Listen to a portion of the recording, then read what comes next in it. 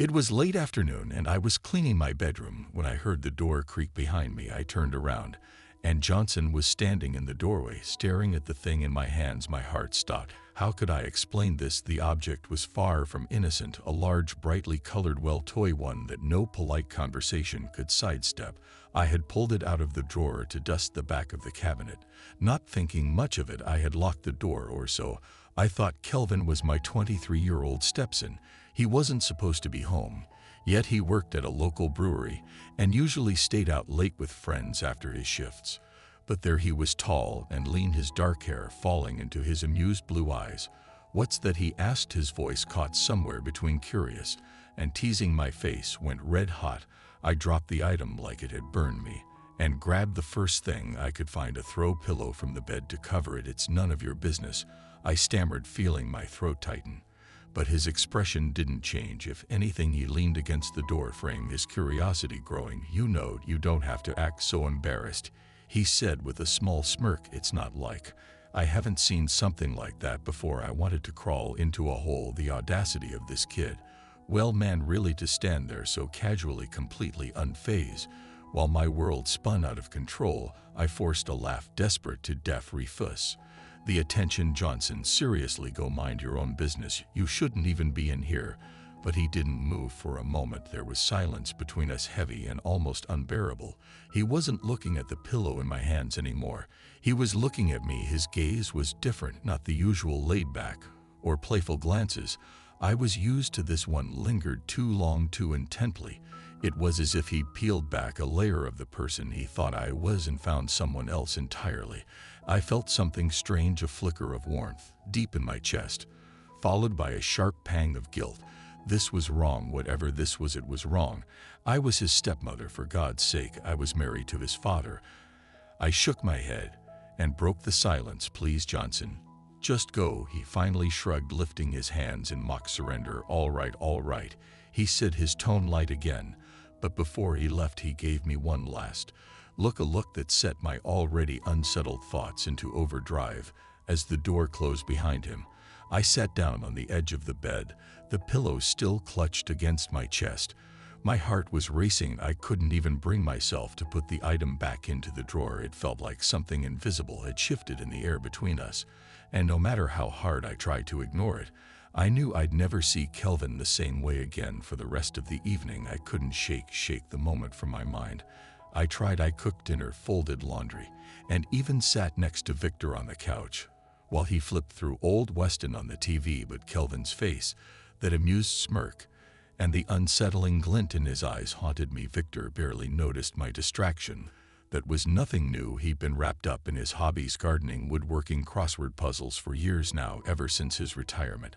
I didn't resent him for it. That would have been too easy. But sometimes I felt like more of a living caretaker than a wife. At one point, I glanced down the hall and caught Kelvin's shadow as he moved around in his room.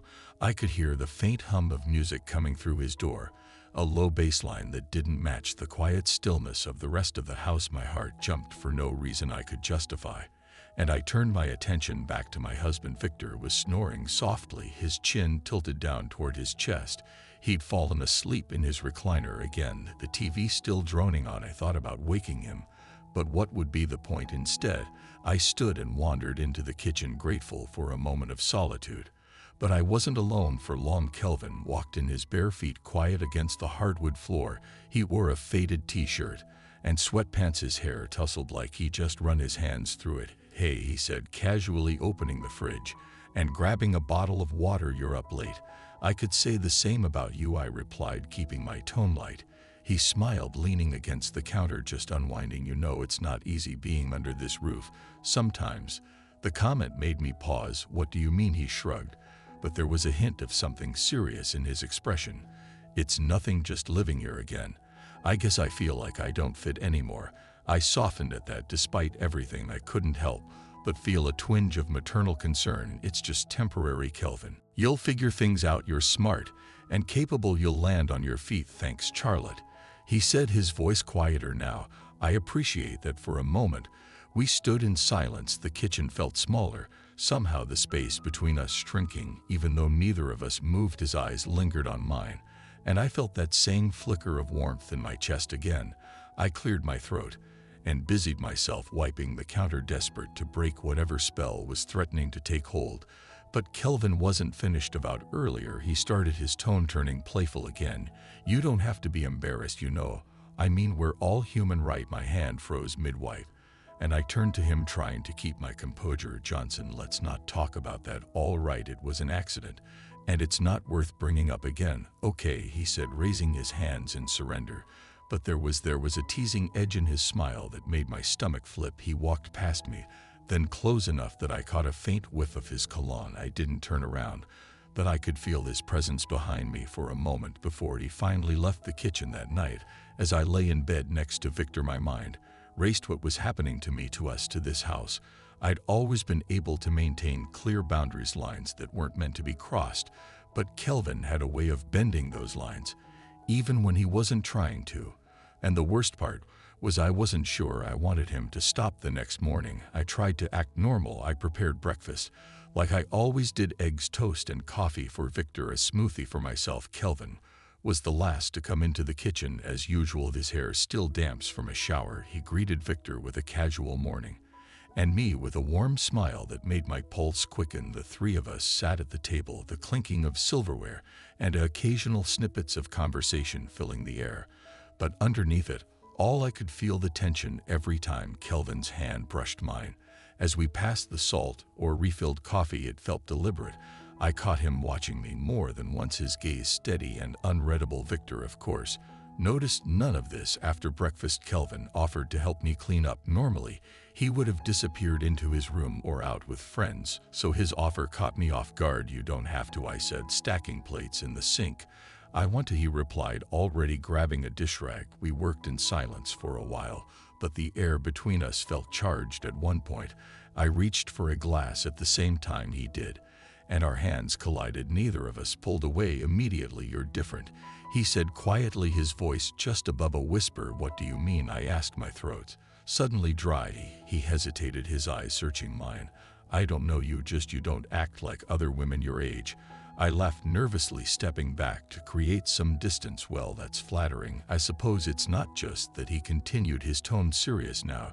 "You're real. You actually listen. You see people." The sincerity in his voice took me off guard. I didn't know what to say, so I turned back to the dishes. But as I scrubbed, I felt his presence close behind me. My heart was racing again, and I hated how much I wanted him to stay there. Before I could gather my thoughts, Victor's voice called from the living room, "Charlotte, where's my crossword book?" The moment shattered, and Kelvin stepped back, giving me a small knowing smile. "I'll let you get back to him," he said, his voice light again. As he walked away, I felt a mix of relief and longing. I knew I was playing with fire, but some part of me couldn't help but reach for the heat. That afternoon, I busied myself with errands, anything to keep my mind occupied. But when I returned home, I found Kelvin sitting on the porch steps, staring out at the yard. He looked lost in thought, a far cry from the confident young man I was used to seeing. "Hey," I said softly as I approached. He looked up, his face breaking into a small smile. "Hey, everything all right?" He hesitated before answering. "Yeah, just thinking about what life, I guess. Where I'm headed, where I should be headed." I sat down beside him, keeping a safe distance, but close enough that I could feel the warmth of his presence. "You're young, Kelvin. You don't have to have it all figured out yet. Maybe," he said, his gaze still fixed on the yard. Then, after a pause, he added, You ever feel like you're meant for something different, like you're trapped in the wrong story?" His words hit closer to home than I cared to admit. I wanted to comfort him, to tell him everything would be okay. But the truth was, I didn't believe that myself. Instead, I placed a hand on his shoulder and squeezed gently. "You're not trapped," I said, hoping he wouldn't notice the tremor in my voice. For a moment, he covered my hand with his, and the gesture felt impossibly intimate. I pulled away quickly, but the damage was done. Another line crossed, another boundary blurred, and I wasn't sure I had the strength to stop it anymore. That evening, the sky turned dark with an oncoming storm.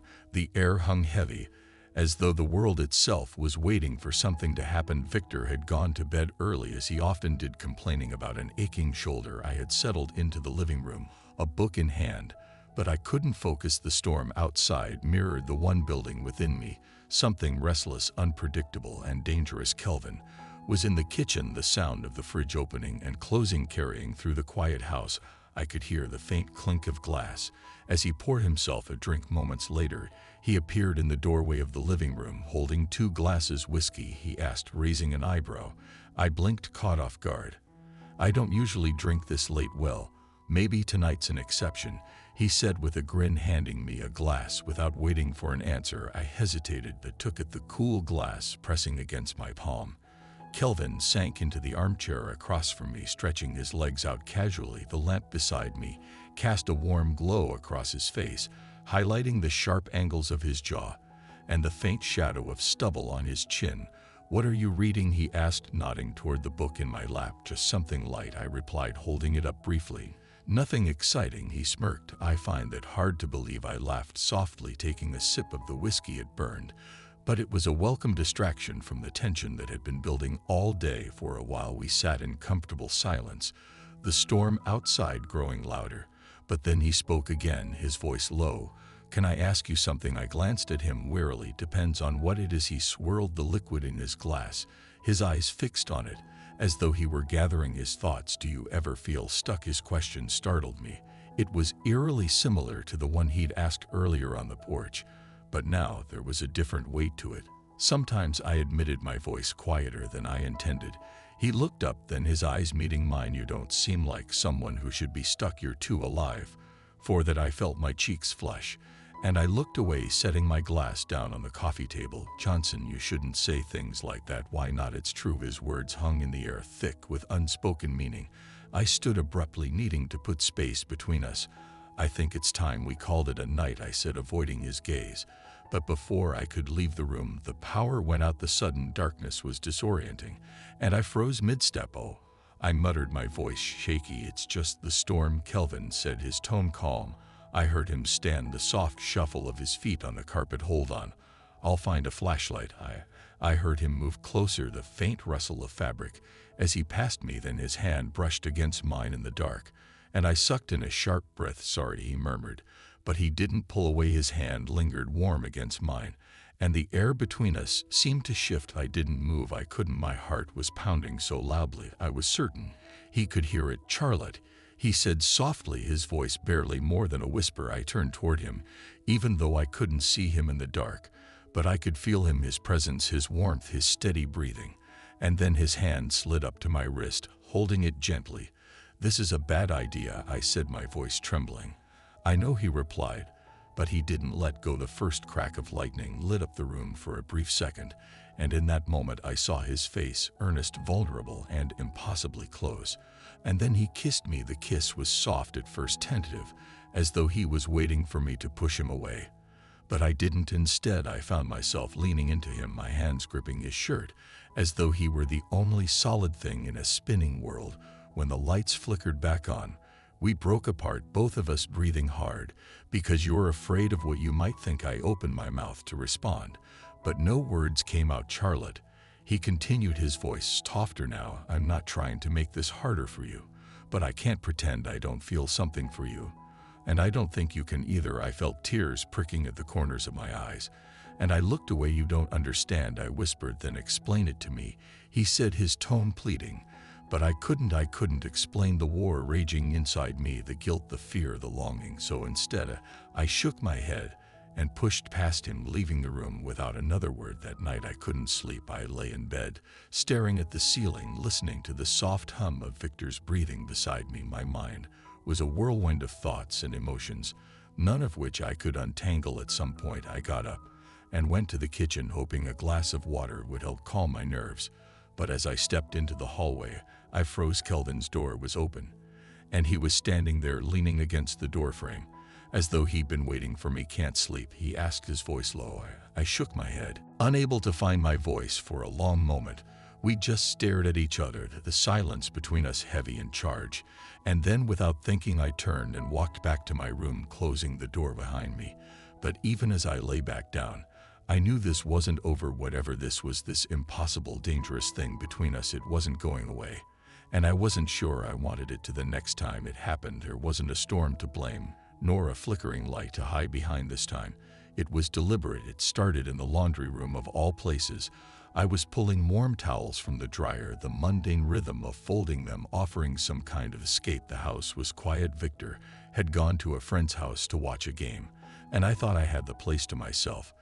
Then I heard the soft creak of the floorboards behind me. "You're always working," Kelvin said, his voice light, but laced with something I couldn't quite place. I didn't turn around. "Someone has to," I replied, trying to keep my tone neutral. He chuckled softly. "Fair enough. But don't you ever get tired of it?" "Tired of what?" "Taking care of everything, taking care of everyone. When's the last time someone took care of you?" His words cut through me like a knife. I turned then, clutching a folded towel against my chest like a shield. "Johnson, don't think this is a conversation we should be having." "Why not?" he asked, leaning casually against the doorframe. He looked so at ease, so unbothered, but his eyes told a different story. They were sharp, searching, and impossibly focused on me. "Because," I said, my voice faltering. "It's not appropriate." "Appropriate," he repeated, as though testing the word. "That's not the same as honest, though, is it?" I wanted to argue, to shut him down before he could say anything else that would make this worse. But before I could, he stepped closer, closing the distance between us. "You don't have to pretend with me, Charlotte," he said softly. "I see you. I see the way you carry this house, the way you keep everything together, while everyone else just takes. Don't you think you deserve something for yourself?" My throat tightened, and I shook my head, stepping back until I felt the edge of the counter against my hips. "Johnson, this, whatever this is, it has to stop." He reached out, then his hand brushing against mine.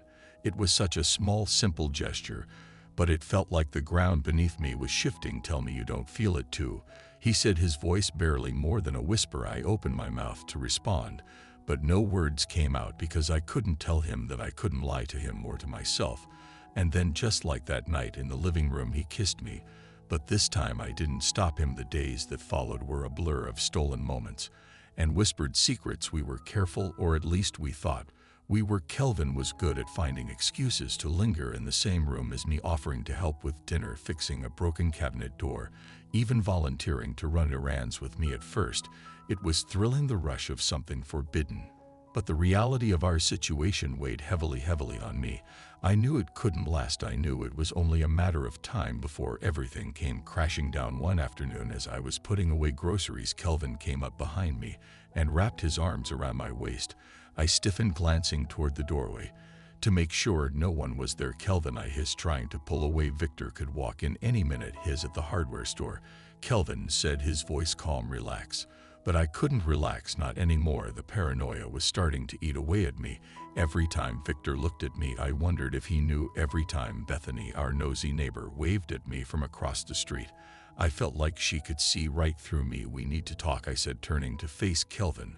"About what?" he asked, his expression unreadable. "About this, about us." His jaw tightened, and for the first time, I saw a flicker of anger in his eyes. "What about us?" "This has to stop," I said, forcing the words out. "It's too risky. It's not fair to Victor." "Fair to Victor," he repeated, his voice rising. "What about fair to you? Do you even hear yourself? You're so busy worrying about him that you don't even think about what you want." "What I want doesn't matter," I snapped. "It's not about me. That's underscore uncore." Kelvin shot back. "You deserve to be happy, Charlotte. You deserve to be with someone who actually sees you." The words hung in the air, heavy and unrelenting. I wanted to argue, to tell him he was wrong, but I couldn't, because deep down I knew he was right. The breaking point came a few weeks later. Victor had invited Bethany and her husband over for dinner, and I was doing my best to play the role of the perfect hostess. But Bethany's sharp eyes seemed to be on me all night, and I couldn't shake the feeling that she knew something. After dinner, as I was cleaning up in the kitchen, Bethany cornered me. "You've been awfully distracted lately," she said, her tone casual but her eyes prodding. "Just busy," I replied, forcing a smile. "You know how it is." She leaned in, slightly lowering her voice. "Does Victor know?" I froze, my heart pounding in my chest. "Know what?" She shrugged, her expression unreadable. "Whatever's going on with you and Kelvin." I felt like the ground had been ripped out from under me. "I don't know what you're talking about," I said, my voice shaking. Bethany smiled, but it didn't reach her eyes. "Just be careful, Charlotte. Secrets have a way of coming out." That night, as I lay in bed, I couldn't stop replaying Bethany's words in my mind. I felt trapped, caught between two worlds that couldn't coexist. The next morning, Kelvin found me in the garden, pulling weeds with more force than necessary. "You're avoiding me," he said, his voice steady but tinged with frustration. "I'm trying to protect us." I replied, not looking up. Protect us from what, he asked, stepping closer. From this blowing up in our faces, I said, standing and wiping my hands on my jeans. Bethany knows Kelvin. She knows. He frowned, his expression darkening. How could she know? I don't know. But she does, I said, my voice rising. And if she tells Victor, she won't, he said firmly. You don't know that, I snapped. You don't understand how dangerous this is. Kelvin grabbed my hand, his grip strong, but not painful. What I understand is that I don't want to lose you. The raw emotion in his voice caught me off guard, and for a moment I didn't know what to say. You won't, I said finally, my voice barely more than a whisper. But we have to be careful for both our sakes. The days that followed were tense. Bethany didn't say anything to Victor, at least not that I knew of, but the weight of her suspicion hung over me like a cloud. Kelvin tried to reassure me, but even he seemed more on edge than usual. Then one evening, Victor came home earlier than expected. I was in the laundry room with Johnson, the two of us standing closer than we should have been. When we heard the front door open, we sprang apart like guilty teenagers. Victor called my name, his voice carrying through the house. In here, I replied, my voice steady despite the panic rising in my chest. Victor appeared in the doorway, his eyes sweeping over the room. For a moment, I thought he was going to say something, but then he just nodded. Dinner ready almost, I said quickly. He left without another word, but the look he gave me lingered long after he was gone. That night I couldn't sleep. I kept replaying the moment in the laundry room, the way Victor's eyes had lingered on me just a second too long. I felt like I was standing on the edge of a cliff, and it was only a matter of time before everything came crashing down. And yet, despite everything, I couldn't bring myself to end it. Whatever this was between Kelvin and me, it felt too big, too consuming to simply walk away from. But deep down, I knew the storm wasn't over. It was just beginning. It started with Victor coming home unexpectedly early, but this time it wasn't just the timing that caught me off guard. His face was tight, his expression unreadable as he stepped into the house and set his briefcase down with a deliberate thud. Kelvin, Victor called, his voice sharp enough to make my stomach drop. Kelvin appeared in the hallway moments later, his casual demeanor contrasting with Victor's obvious tension. What's up? He asked, leaning against the wall, hands in his pockets. Victor's eyes narrowed. We need to talk now. The tone in his voice left no room for argument. Kelvin glanced at me, briefly, concern flickering in his eyes, before following Victor into the living room. I stood frozen in the kitchen, my heart pounding. I couldn't hear their words at first, just the low rumble of Victor's voice and the occasional quieter responses from Kelvin. But as their conversation escalated, the words became clear. I know what's been going on, Victor said, his voice like ice. What are you talking about? Kelvin replied, his tone calm but guarded. Don't play dumb with me, Victor snapped. I've seen the way you look at her, the way she looks at you. Do you think I'm blind? My blood ran cold. He knew, or at least he suspected enough to confront Kelvin. Victor, you're imagining things, Kelvin said, his voice steadier than I thought possible. There's nothing going on. Don't lie to me, Victor roared, and the sound of something, a glass maybe shattering, followed. I couldn't stay hidden any longer. I stepped into the doorway, my hands trembling. Victor stopped. Both men turned to me, their expressions polar opposites. Victor's was a mix of anger and betrayal, while Kelvin held something closer to defiance. Charlotte, Victor said, his voice quieter now, but no less dangerous. Tell me the truth. Is there something going on between you two? I opened my mouth, but the words wouldn't come. My silence was answer enough. Victor laughed bitterly, running a hand through his thinning hair. I knew it, he said, his voice cracking. I didn't want to believe it, but I knew. Victor, please, I began, stepping closer. Don't, he snapped, holding up a hand. And don't try to explain it. There's nothing you can say that will make this okay. The room fell into a tense silence, broken only by the sound of the clock ticking on the wall. Finally, Victor turned to Johnson, his eyes blazing. You're out, he said coldly. Pack your things and leave tonight. Kelvin stood his ground, his jaw tightening. I'm not going anywhere. Yes, you are, Victor shot back. You're not going to stay under my roof and disrespect me like this. I think you should calm down, Kelvin said, his tone low but firm. That only made Victor angrier. He stepped closer to Johnson, his fists clenched at his sides. Don't tell me to calm down, you little. Stop it, I shouted, stepping between them. Both of you just stop. Victor turned to me, his eyes filled with hurt. How could you, Charlotte? He asked, his voice breaking. After everything I've done for you, I didn't mean for this to happen, I said, tears streaming down my face. I never wanted to hurt you. Well, you did, he said bitterly, And now I have to deal with the fact that my own wife and my son, he broke off, shaking his head. I can't even say it. Kelvin reached for my hand, but I pulled away. I couldn't handle his touch. Not now, not with Victor watching. I think it's best if I leave, I said quietly. Victor stared at me, his face hardening. You're not going anywhere, he said firmly. This is my house. If anyone's leaving, it's him. Victor, I began. But he cut me off. No, I don't want to hear it, he said, his voice trembling with barely contained rage. You've made your choice, Charlotte, and now you're going to live with the consequences. Kelvin left that night. He packed a bag without a word, his movements tense and mechanical. I followed him to the driveway, my heart breaking with every step. I'm sorry, I whispered, tears streaming down my face.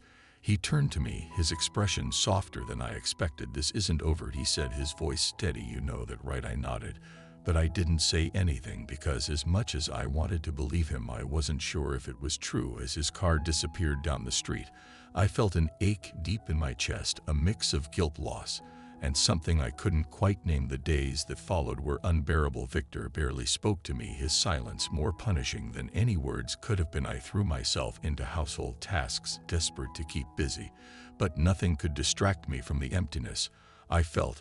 And then a week later, the letter arrived. It was from Johnson. No return address, just my name written in his familiar handwriting. I opened it with trembling hands, my heart pounding as I unfolded the paper. Charlotte, I know things are complicated right now, but I need you to know that I meant what I said. This isn't over. I don't care what anyone else thinks or says. I can't just walk away from you. I won't. When you're ready, I'll be waiting. Always, Kelvin. I read the letter 3 times, my hand shaking. Part of me wanted to tear it up, to burn it, and pretend it never existed. But another part of me, a part one didn't want to admit to, clung to his words like a lifeline. That night, I tucked the letter into the back of my dresser drawer, hiding it away like a secret I wasn't ready to share with the world. Because deep down, I knew Kelvin was right. This wasn't over, not by a long shot.